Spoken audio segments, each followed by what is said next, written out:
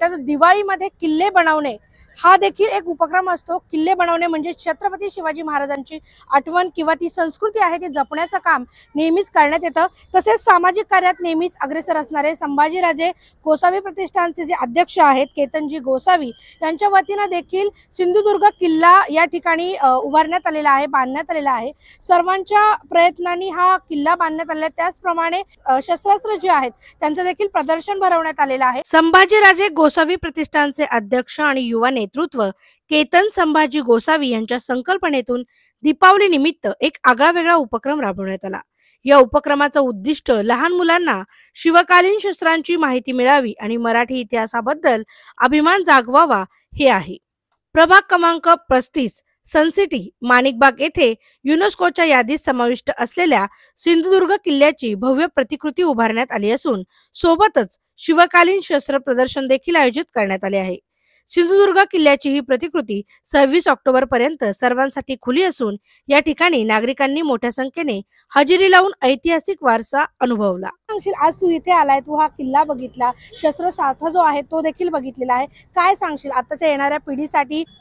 संभाजीराजे गोसावी प्रतिष्ठानचे आपल्या इथे सिंहगड रोडला पुण्यामध्ये तर त्यांनी क्रोमा मॉलच्या जवळ हा अत्यंत सुंदर असा सिंधुदुर्ग किल्ल्याचा त्यांनी देखावा किंवा प्रतिकृती त्यांनी उभारलेली आहे। अत्यंत भव्य अशी प्रतिकृती आणि खरं सांगायचं झालं तर आजच्या काळातली जी दिवाळी आहे की ज्याच्यामध्ये थोडंसं किल्ले बनवणं वगैरे ह्याचं महत्त्व थोडंसं काळानुसार आपण असं म्हणू की कमी होत चाललेलं आहे। पण खरं तर व्हायला नाही पाहिजे, पण दुर्दैवाने होत चाललंय।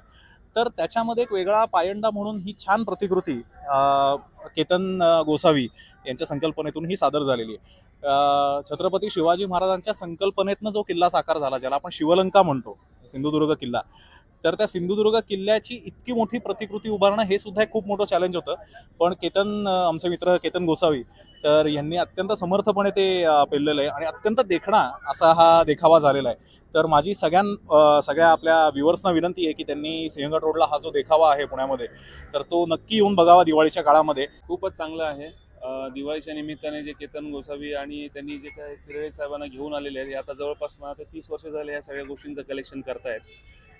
आता मी सर्व शस्त्र वगैरे सगळे बघितली, शिवकालीन आहेत। शिवकालीन त्यांना एक्झॅक्टली त्याचं हे वय सांगता येणार नाही या शस्त्रांचं, पण त्यांनी खूपच जुनी शस्त्र वगैरे या ठिकाणी प्रदर्शनासाठी ठेवलेली आहेत। माझ्या मते इकडे सर्व लहान मुलांनी आणि सगळ्या तुमच्या प्रेक्षकांनी देखील येऊन हे प्रदर्शन बघणं फार गरजेचं आहे। खूप चांगलं कलेक्शन आहे आणि हे बघून एक स्फूर्ती निर्माण होते, आपले जे पूर्वज आहेत त्यांची आठवण येते।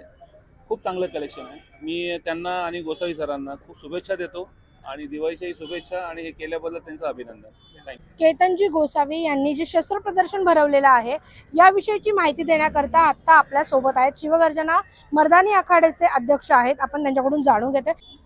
नमस्कार, मी हेमंत वसंत तिरळे, शिवगर्जना मर्दानी आखाडा संस्था याचा संस्थापक अध्यक्ष आणि कलेक्टर, अँटिक वेपन्सचा मी कलेक्टर आहे।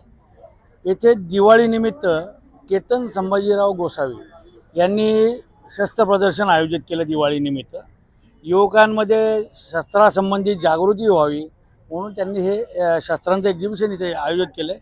काल आणि आज हे 2 दिवसाचं एक्झिबिशन होतं आणि ही सगळी शस्त्र दुर्मिळ शस्त्र आहेत, शिवाजी महाराजांच्या काळातली वापरलेली तलवारी, कट्यार, भाले, बंदूक, तर याबद्दलची सगळी शस्त्र आहेत ती त्याची इथे आपण एक्झिबिशन लावलेलं आहे मुलांना पाहण्यासाठी। सिंधुदुर्ग जी प्रतिकृती अतिशय सुंदर अशी आहे।